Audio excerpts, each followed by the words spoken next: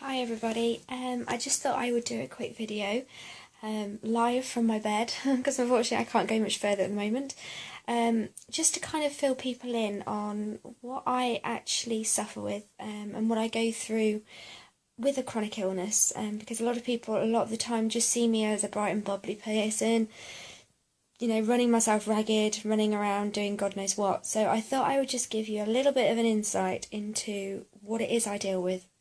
So when I was 10, I was diagnosed with glandular fever. I had the whole of year 5 out of school, and I can remember just being exhausted all the time, crying in the conservatory, and even walking up the stairs was such a dramatic thing, especially when you get to the top.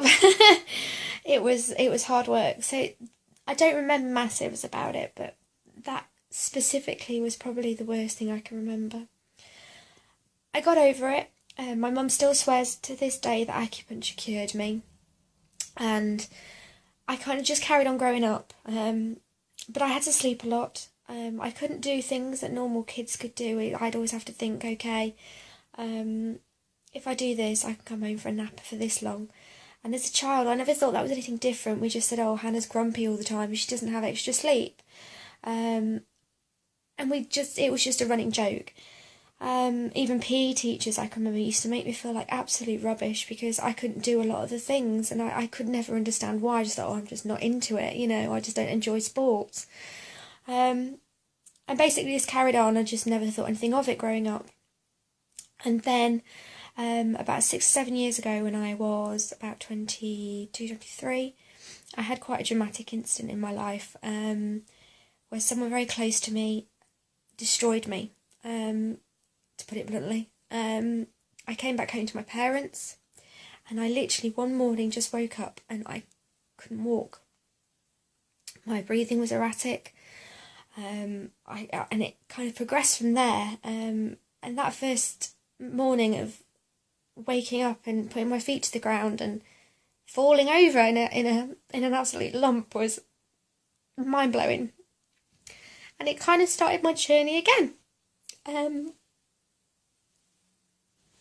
So I went through about 3 years of tests, diagnosis, every expert possible. All different things were tested, until they finally decided about 3 years ago that I had ME, which is chronic fatigue syndrome. I do apologise, I'm very low today.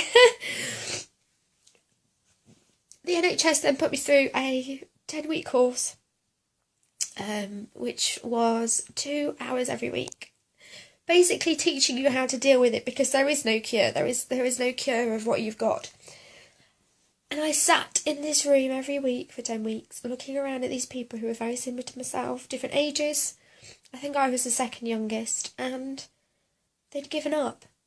They had just literally given up, and they were trying to find the next thing wrong with them. And I just sat there and I thought, I can't be this. I cannot do this. So I slowly started yoga. I started swimming.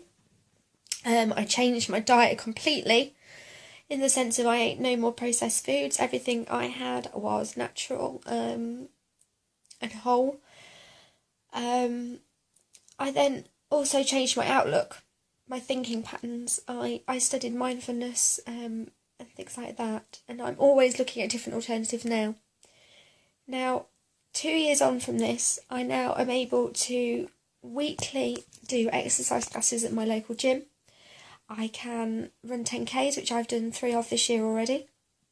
I work full time, and alongside that I also run a support group now for local ME and chronic fatigue syndrome, as well as fibromyalgia sufferers in Grantham. And that's been a huge support to me, and it's been amazing, the response we've had. I also now run a business alongside of everything so that I can make my life better. I did want to show this kind of short clip into my life, and over the next few months I will be sharing a bit more on my lifestyle page, which is Bella Lifestyle and Business Coach, if you want to find it on Facebook. And this will actually show you the different things I do on a daily basis, and how we don't have to give up. and how having this illness has actually made me a better person, I think, and has made me more determined than ever to not live, to keep living, and to kind of keep doing what I want to do and everything like that. So I hope this has a little bit inspired you, and I will put up a few more different things in the next few months on my lifestyle page, and I hope that it does encourage some of you guys to be positive, and I hope you'll follow me to see my journey over the next few months, next few years, hopefully. Thank you for watching, and if you've got any questions, it'd be great to hear from you. Thank you. Bye.